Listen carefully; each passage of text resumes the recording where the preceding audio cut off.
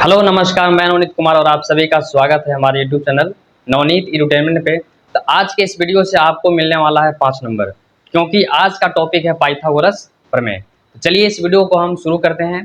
देखिए, सबसे पहले हम जानेंगे कि पाइथागोरस प्रमेय कहना क्या चाहता है। बोलता है कि किसी भी एक समकोण त्रिभुज में सबसे बड़ी भुजा का स्क्वायर, सबसे बड़ी भुजा का वर्ग जो है से अन्य दो भुजाओं के वर्ग के योगफल के बराबर होता है। तो इस वीडियो को हम शुरू करते हैं और आप शुरू से लेकर लास्ट तक इस वीडियो को देखिएगा। आपको किसी और का वीडियो देखने का जरूरी नहीं पड़ेगा, मैं आपसे वादा करता हूं। देखिए, किसी भी प्रमेय को सिद्ध करने के लिए आपको कुछ स्टेप्स को फॉलो करना पड़ेगा, जिसपे हर एक स्टेप पे आपको नंबर मिलने वाला है। सबसे पहले बोलता है कि किसी भी एक समकोण त्रिभुज में, तो सबसे पहले हम एक समकोण त्रिभुज बना लेते हैं। जैसे यहाँ पे दिया हुआ है कि ए बी सी, तो यहाँ पे सबसे पहले हम ए बी सी एक त्रिभुज बनाते हैं, जिसमें बी के पास कितना है 90 डिग्री कोण बन रहा है, 90 डिग्री का कोण बनेगा। तो यहाँ पे लिखे हैं कि ए बी सी एक समकोण त्रिभुज है जहाँ कोण A B C equal to कितना है 90 डिग्री है। ठीक है, इसको लिखेंगे हम दिया गया है या गिवन में लिखेंगे इसको हम। इसके बाद क्या लिखना होता है कि सिद्ध क्या करना है हमें, टू प्रूफ में क्या करना है हमें सिद्ध। तो बोल रहा था कि सबसे बड़ी भुजा का स्क्वायर जो होता है, तो हमें पता है कि किसी भी समकोण त्रिभुज में सबसे बड़ी भुजा कौन सी होती है, कर्ण होती है, जो 90 डिग्री के सामने वाली भुजा को बोला जाता है। तो यहाँ पे लिख दिए हम कि कर्ण का स्क्वायर जो होगा अन्य दो भुजाओं के वर्ग के योगफल के बराबर होगा। तो एक हो गया कर्ण, AC हो गया कर्ण, तो अन्य दो भुजा कौन सा बच गया, AB और BC बच गया। तो AC का स्क्वायर जो होगा AB के स्क्वायर प्लस BC के स्क्वायर के बराबर होगा। तो यहाँ से हो गया ABC का स्क्वायर बराबर AB का स्क्वायर प्लस BC का स्क्वायर। ठीक है, तो इसके लिए सबसे पहले हमको करना पड़ेगा, कुछ बनावट करना पड़ेगा। तो बनावट में क्या करते हैं कि यहाँ से B से AC मतलब कर्ण पे एक लंब डालते हैं। तो यहाँ से BD AC पे एक लंब डाल दिए। तो इसमें लिखना पड़ेगा आपको, रचना में लिखना पड़ेगा कि BD लंब, ये लंब का चिन्ह है, BD लंब AC खींचा। ठीक है, इसके बाद हम इसको प्रूफ करना स्टार्ट करते हैं, साबित करने के लिए स्टार्ट करते हैं। तो सबसे पहले आपको क्या करना पड़ेगा कि सबसे पहले क्या करते हैं कि त्रिभुज A B और C और A B D में हम लोग देखते हैं कि क्या क्या हो रहा है। तो यहाँ पे देखिए, सबसे पहले देखते हैं कि त्रिभुज ABC में A B और C, ABC में कोण B जो है से 90 डिग्री है। तो यहाँ पे B को 90 डिग्री दिखाते हैं। और क्या बोल रहे हैं कि हमें चलना पड़ेगा A B और D में। ठीक है, तो यदि A ऊपर है तो A B D में भी ऊपर ही A को बनाइए। तो यहाँ से एक ही जैसा आप दो समकोण त्रिभुज पहले बना लीजिए, इसके बाद इसको हम नाम दे देंगे। तो यहाँ से एक और हम समकोण त्रिभुज बना लेते हैं। यहाँ पे A ऊपर है तो इसमें भी A B C में ऊपर ही A रखना है और A B D में भी ऊपर ही A को रखना है। तो यहाँ से A को रख लीजिए। और देखिए, हम चले थे A B D में, तो यहाँ पे A B C में B के पास 90 डिग्री था, तो A B D में D के पास 90 डिग्री है। तो यहाँ पे जहाँ आपको दिख रहा है कि 90 डिग्री का कोण बन रहा है, वहाँ पे D का नाम दे दीजिए। तो यहाँ से हम देते हैं D, और जो भी तीसरा साइड बच गया, तीसरा शीर्ष बच गया, उसको नाम दे दीजिए, क्या था यहाँ पे B था, तो इसको नाम दे दीजिए B दे दीजिए। तो यहाँ पे लिख लेते हैं कि त्रिभुज ABC एवं त्रिभुज ADB में, ADB में देखते हैं कि क्या होता है। कि यहाँ पे देखिए कोण A ABD में कोण A और ABC में कोण A दोनों बराबर है।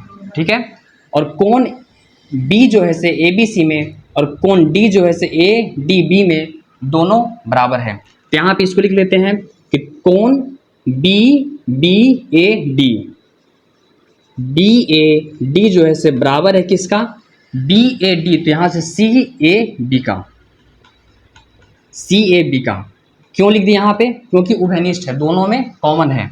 और कोण ADB, ADB जो है से बराबर है किसका, ABC का, कोण ABC का। ये क्यों लिखे, क्योंकि प्रत्येक दोनों जो है से 90 डिग्री का कोण बना रहा है। देखिए, आपको पता होगा कि यदि किसी त्रिभुज का दो कोण किसी दूसरे त्रिभुज के दो कोण के बराबर है, तो दोनों त्रिभुज क्या होते हैं, समरूप होते हैं, सिमिलर होते हैं। तो यहाँ से लिख देंगे कि त्रिभुज बी सी जो है से समरूप है, इस समरूप का चिन्ह होता है, सिमिलरिटी का चिन्ह होता है। तो त्रिभुज ए बी सी जो है से समरूप है त्रिभुज। देखिए इसको लिखने का भी एक तरीका होता है, आप किसी भी तरीका से नहीं लिख सकते हैं, इसको संगत रूप से मिला के आपको लिखना पड़ेगा। तो यहाँ से क्या हो गया कि ए बी सी, तो देखिए ए के संगत में कौन होगा, ये होगा, तो यहाँ पे लिख लीजिए ए। और बी जो है से यहाँ पे देखिए कि ए बी सी में बी के पास बन रहा था 90 डिग्री, तो ए डी बी में डी के पास बन रहा है 90 डिग्री, तो यहाँ पे लिखेंगे ए के बाद लिखेंगे हम डी, अब इसके बाद जो बचा वो लिख दीजिए। तो त्रिभुज ए बी सी समरूप हो गया त्रिभुज ए डी बी का, ठीक है। और हमें पता है कि यदि दो त्रिभुज समरूप हैं तो उनके संगत भुजाओं का अनुपात बराबर होता है।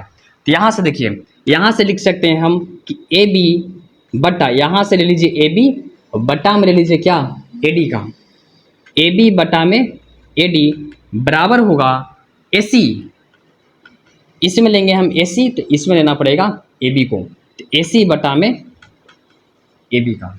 समझ गए बात को। अब देखिए हम तीसरा भुजा भी लिख सकते हैं बी सी बटा में डी बी का, लेकिन हमें इसका यूज नहीं है। क्यों यूज नहीं है इसके बारे में हम आगे जानेंगे, ठीक है। तो यहाँ से हम क्या लिख सकते हैं, इसको तिरछा तिरछी आप मल्टीप्लीकेशन कर दीजिए, गुना कर दीजिए। तो यहाँ से हम लिख सकते हैं कि A B into A B, तो ए बी का स्क्वायर कर सकते हैं, बराबर यहाँ से हो गया ए सी गुना हो गया क्या, ए डी हो गया। तो यहाँ से लिख सकते हैं कि ए बी सी और त्रिभुज ए डी बी समरूप है, कहाँ से बोल दिए हम, ए समरूपता से, ए समरूपता से, ए समरूपता से, इसको आप लिख लीजिएगा। यहाँ पे देखिए यहाँ से क्या हुआ कि ए बी का स्क्वायर जो हो गया से ए सी गुने ए डी हो गया, इसको मान लीजिए कि ये हो गया समीकरण नंबर फर्स्ट, ठीक है। अब इसी तरीका से हम क्या करेंगे कि अब चलेंगे त्रिभुज ए बी सी और बी सी डी में चलेंगे, ठीक है। इसी तरीका से हम ए बी सी और बी डी सी का हम एक अलग अलग चित्र बना देते हैं। तो यहाँ से क्या बोले सबसे पहले कि पहले समकोण त्रिभुज बना लीजिए, इसके बाद हम उसका नामकरण करेंगे। तो यहाँ पे क्या करेंगे कि ए बी सी एक समकोण त्रिभुज हो गया, दूसरा भी बना लेंगे हम समकोण त्रिभुज, इसके बाद हम इसका नाम लिख देंगे। तो यहाँ पे देखिए ए है बी है सी है, तो यहाँ करेंगे ए बी और सी। और क्या करना है कि बी सी डी में चलना है, तो यहाँ पे सी था तो इसमें भी यहाँ पे ही हम सी लिखेंगे, तो यहाँ पे सी लिखिए। और देखिए यहाँ पे बी के पास था 90 डिग्री, लेकिन बी सी डी में डी के पास है 90 डिग्री, तो यहाँ पे लिखेंगे हम इसको डी, ठीक है। और तीसरा साइड का बच गया, तीसरा शीर्ष कौन सा बच गया, तो यहाँ पे सी भी हो गया डी भी हो गया, तो तीसरा साइड तीसरा शीर्ष बच गया हमें बी बच गया, ठीक है।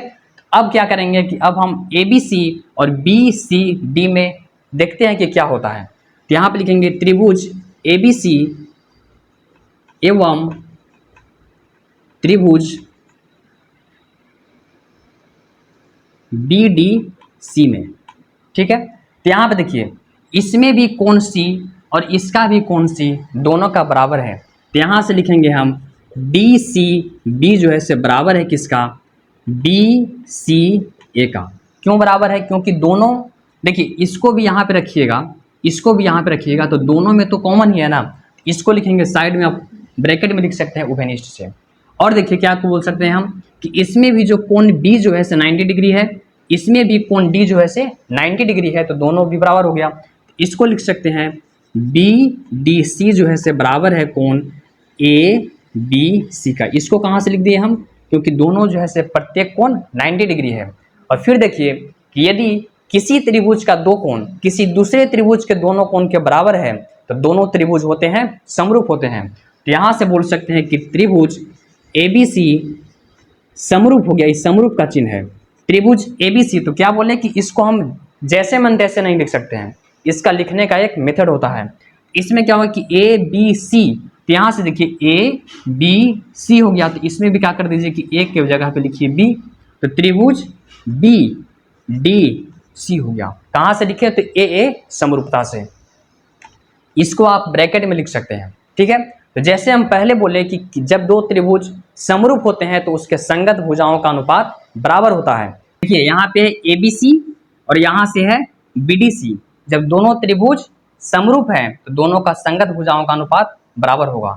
लेकिन देखिए यहाँ पे क्या करेंगे हम कि यहाँ से लेंगे बी सी, तो यहाँ से लिखिए बी सी बटा में यहाँ से बी सी लेंगे, तो यहाँ से लेंगे हम डी सी। तो BC बटा में DC जो है से बराबर होगा AC, यहाँ से लेंगे AC, तो यहाँ से लिखिए AC, तो यहाँ पे देखिए यहाँ से लिखेंगे हम BC लिखेंगे, तो यहाँ से लिखेंगे हम BC। ठीक है, इसी तरीके से आप मल्टीप्लाई कर दीजिए। और ये भी बताएंगे कि क्यों हम तीसरा भुजा को नहीं लिए, वो भी हम लिख सकते हैं, बट यहाँ पे उसका जरूरी नहीं है। तो यहाँ से क्या करेंगे, हम इसको मल्टीप्लीकेशन कर देंगे। तो यहाँ से BC से BC में मल्टीप्लाई करेंगे तो BC का स्क्वायर आ जाएगा, बराबर में DC into AC, DC into AC हो जाएगा। इसको मान लेते हैं कि समीकरण नंबर 2 हो गया। ऊपर लिखिएगा समीकरण फर्स्ट एवं सेकंड को जोड़ने पे तो क्या करेंगे यहाँ पे हम कि AB का स्क्वायर प्लस यहाँ पे है BC का स्क्वायर है, तो BC का स्क्वायर जो होगा यहाँ पे देखिए AC इंटू AD है, तो यहाँ से लिखिए AC इंटू AD प्लस यहाँ से है AC into DC, AC into DC है। अब देखिए यहाँ पे भी AC है, यहाँ पे भी AC है, तो AC और AC को हम कॉमन निकाल सकते हैं, बाहर निकाल सकते हैं। तो AC को कॉमन ले लीजिए, तो यहाँ पे बचेगा AD और प्लस में यहाँ से AC को बाहर निकाल लिए, तो यहाँ से क्या बचेगा, DC बचेगा।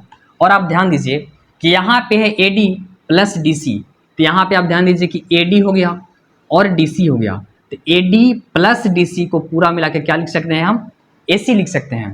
तो यहाँ से भी क्या हो गया, AC इंटू AC हो गया। तो यहाँ पे देखिए क्या हुआ कि AB का स्क्वायर प्लस BC का स्क्वायर जो हो गया, AC इंटू AC क्या हो गया, AC का स्क्वायर हो गया, जो हमें प्रूफ करना था। ठीक है, इसके लास्ट में आप लिख सकते हैं हेंस प्रूव्ड लिख सकते हैं। ठीक है, तो इतना ही था इस वीडियो में। यदि आपको कोई भी डाउट हो तो आप इस कमेंट बॉक्स में आप लिख सकते हैं। मुझे आशा है कि आपको कोई भी डाउट नहीं होगा। Thank you.